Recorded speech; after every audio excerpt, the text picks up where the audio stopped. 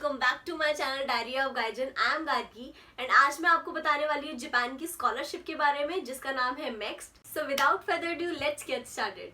So many places still undiscovered, but you're stuck in a blast of yesteryear. सो मेरे Insta account पे मेरे से काफ़ी लोगों ने पूछा था कि जापान कैसे आ सकते हैं और MEXT स्कॉलरशिप के बारे में भी पूछा था। तो मैंने काफ़ी रिसर्च किया है इसके ऊपर, तो जो भी मुझे पता है वो मैं आज आपको बताऊंगी। एंड सबसे इम्पॉर्टेंट बात, इसकी लास्ट डेट आने वाली है, तो आप इस वीडियो को ज़रूर देखिए अगर आप इंटरेस्टेड है जापान आने में या फिर स्कॉलरशिप के लिए अप्लाई करने में। तो MEXT scholarship is Japanese government scholarship for international students, and this scholarship is divided into 7 types. First one is for the research students जो भी मास्टर्स या फिर PhD करना चाहते हैं। Second one is for under graduate students जो भी bachelors अपनी करना चाहते हैं।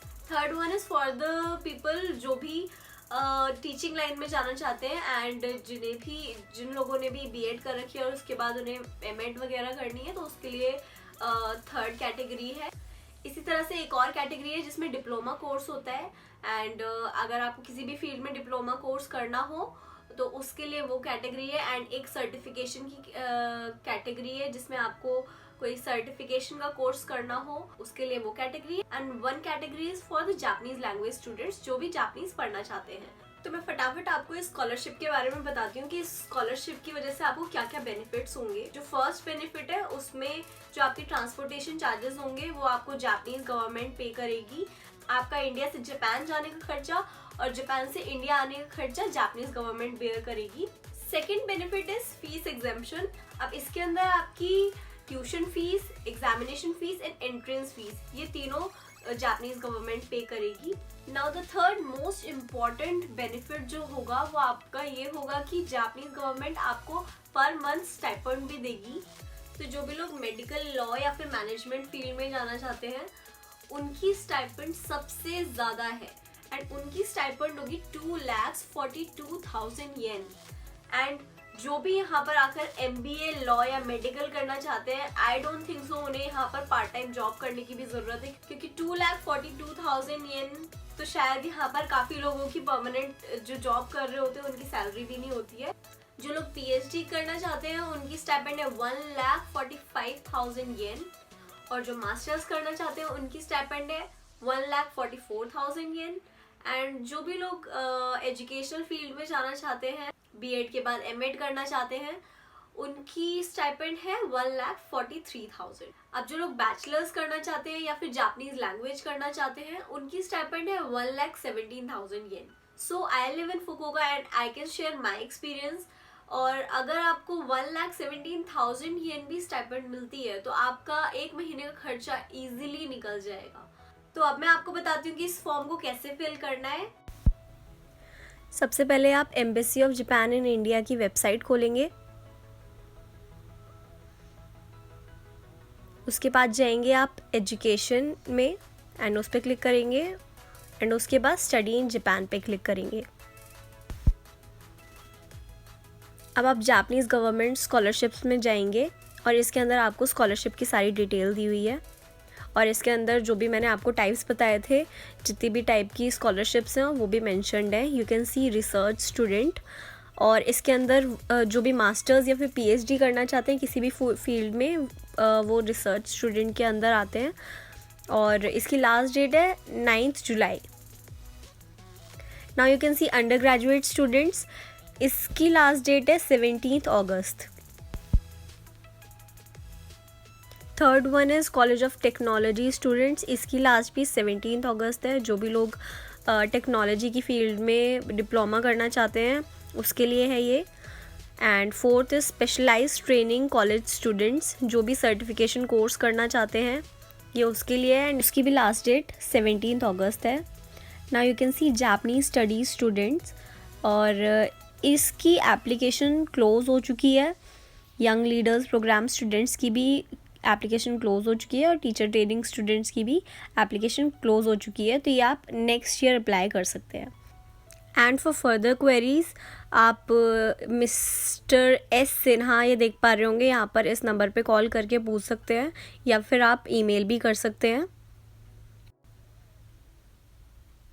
एंड इसकी कोई एप्लीकेशन फ़ी चार्जेस नहीं है, it is written over hair.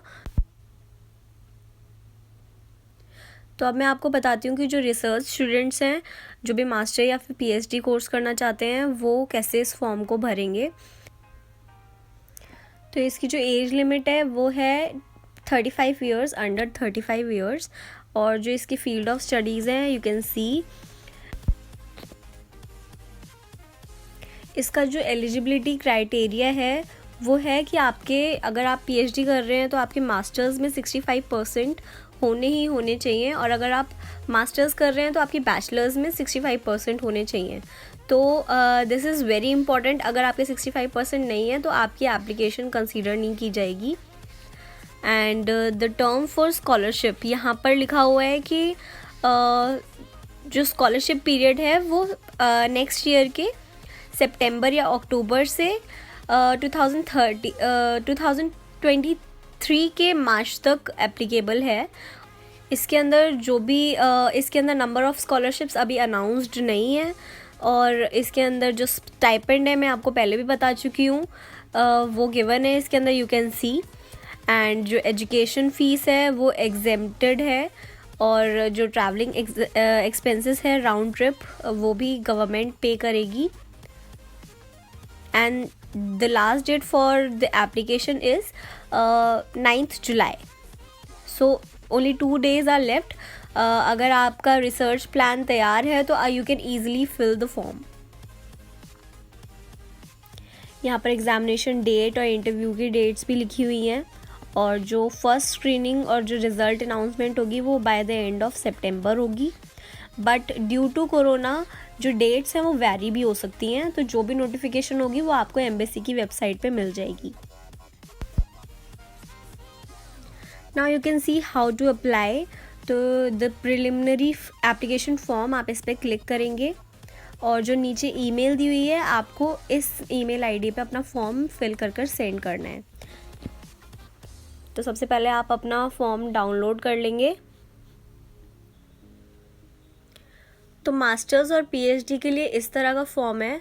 यहाँ पर आपको अपनी फील्ड ऑफ स्टडी लिखनी है, अपनी फ़ोटोग्राफ लगानी है, और name, date of birth, contact number, email ID, ये सब फिल करना है। एजुकेशनल क्वालिफ़िकेशन फिल करनी है। इन केस आपका सीजीपीए स्कोर है तो आपको उसे परसेंटेज में कन्वर्ट करके लिखना है। और जो भी लोग अभी अपना कोर्स परस्यू कर रहे हैं और जिनके मार्क्स अभी तक नहीं आए हैं या फिर लास्ट सेमेस्टर में हैं, वो अपने लास्ट सेमेस्टर की या फिर लास्ट ईयर के मार्क्स लिख सकते हैं। अब यहाँ पर आपको अपने अवार्ड्स, सर्टिफिकेट्स और मेडल्स लिखने हैं, जो कि स्टेट, नेशनल और इंटरनेशनल लेवल्स के होने चाहिए। जो भी आपने ओलंपियाड्स वगैरह कुछ भी दिए हो तो उसकी इन्फॉर्मेशन आपको यहाँ लिखनी है।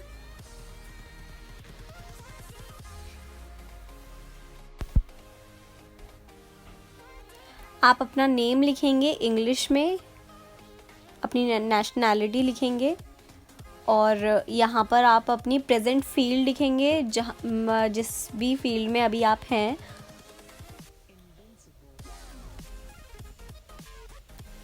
यहाँ पर आप अपना रिसर्च टॉपिक लिखेंगे, जो भी आप जापान में आकर रिसर्च करना चाहते हैं उसके बारे में, और इसे आपको बहुत अच्छे से प्रेजेंट करके लिखना पड़ेगा, क्योंकि इसी के बेसिस पे आपका सिलेक्शन होगा। तो आपको इसे बहुत सोच समझ कर लिखना पड़ेगा।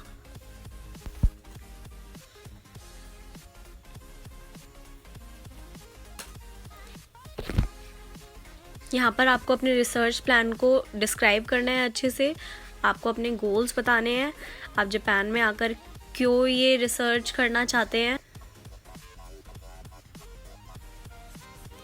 आपका फॉर्म इन्हीं क्वेश्चंस के बेसिस पे सिलेक्ट होगा। तो आप जितने अच्छे से इस फॉर्म को प्रेजेंट करके लिखेंगे और जितने अच्छे से अपने रिसर्च प्लान को बता पाएंगे, उतने ही ज़्यादा चांसेस आपके बढ़ जाएंगे सिलेक्ट होने के लिए।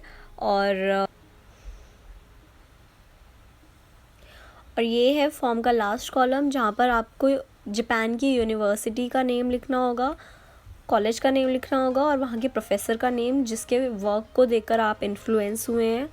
तो ये मैंडेटरी है फिल करना।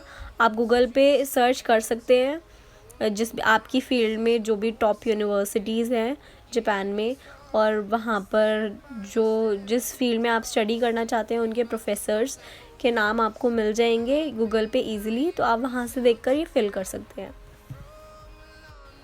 तो ये फॉर्म फिल हो चुका है रिसर्च स्टूडेंट्स के लिए।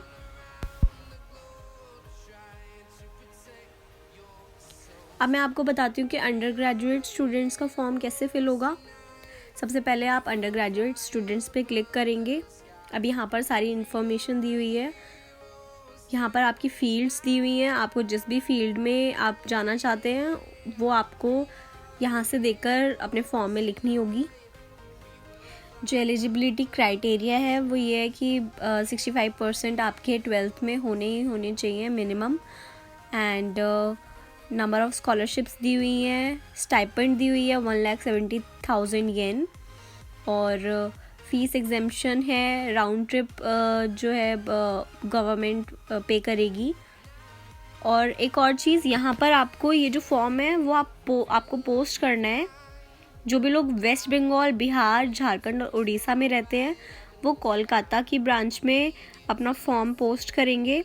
जो लोग तमिलनाडु, पौंडीचेरी, केरला, आंध्र प्रदेश में रहते हैं वो चेन्नई में, एंड बाकी स्टेट्स और यूनियन टेरिटरीज़ के लोग एम्बेसी ऑफ जापान जो कि चाणक्यपुरी में है, न्यू दिल्ली में, वहाँ पोस्ट करेंगे। अब हम देखते हैं कि फॉर्म कैसे फिल करना है। आप एप्लीकेशन फॉर्म पे क्लिक करेंगे। यहाँ पर आप अपना नेम फिल करेंगे, your gender, marital status, nationality. Japanese nationality में आप नो पे टिक करेंगे, और your date of birth, your current address, country, your photo, और यहाँ पर आप डिपार्चर से पहले आपका जो एड्रेस है वो फिल करेंगे, and country.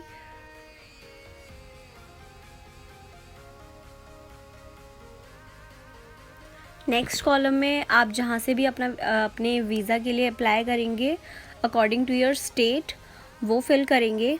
For example if you are in Delhi तो आप एम्बेसी ऑफ जापान लिखेंगे। यहाँ पर आप अपना फ़ोन नंबर और ईमेल एड्रेस लिखेंगे,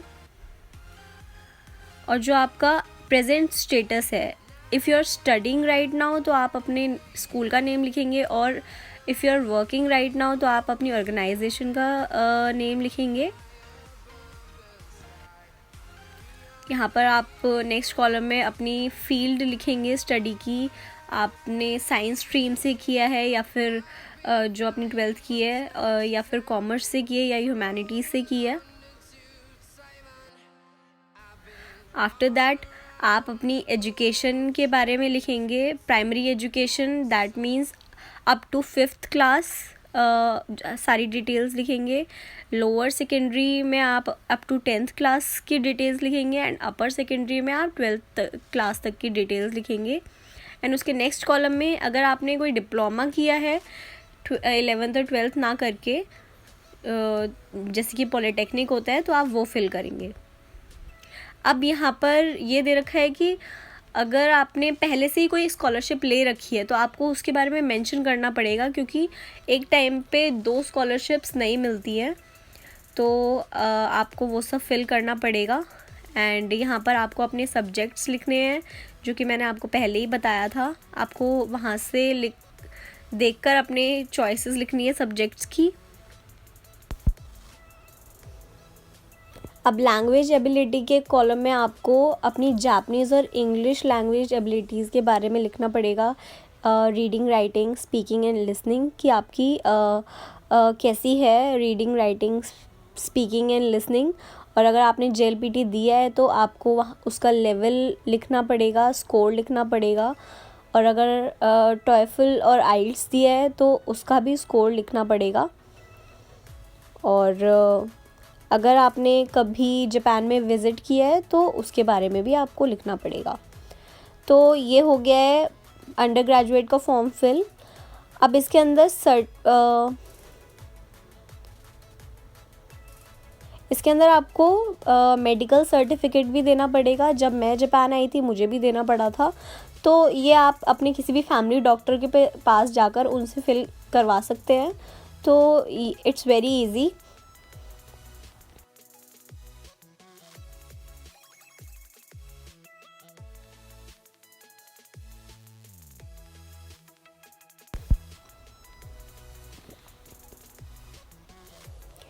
अब जो नेक्स्ट कॉलम है उसमें आपको रिकमेंडेशन लेटर देना पड़ेगा।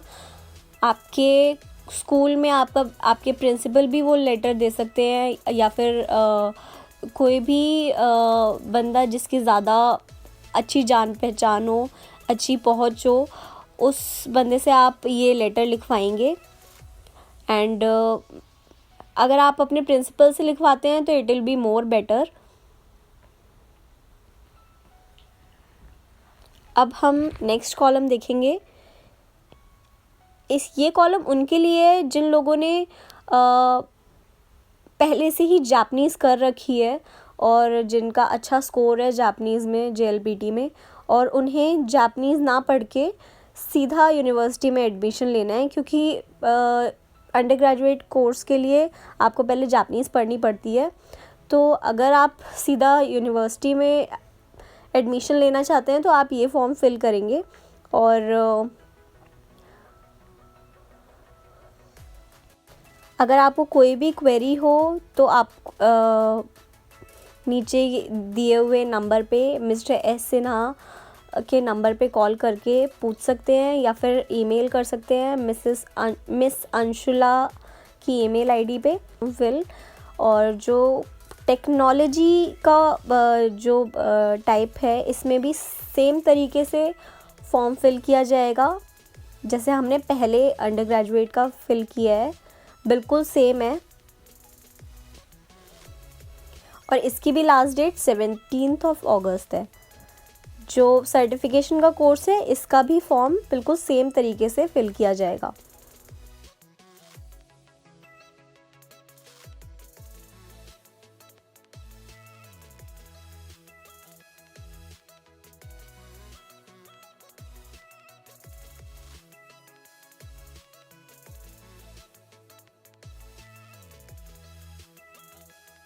सो आई होप आपको मेरी दी हुई इन्फॉर्मेशन से थोड़ी बहुत हेल्प मिली हो। एंड अगर आप इस साल अप्लाई नहीं कर पाए हैं तो don't worry, you can apply it next year. जो इस ईयर की एप्लीकेशन है वो कैंसिल भी हो सकती है ड्यू टू कोरोना, तो you will get to know about it. आप एम्बेसी की इस वेबसाइट पे जाकर देख सकते हैं। आई होप आपको मेरा ये ब्लॉग इन्फॉर्मेटिव लगा हो। तो मिलते हैं मेरे नेक्स्ट ब्लॉग में। Till then stay happy and stay healthy. Bye bye.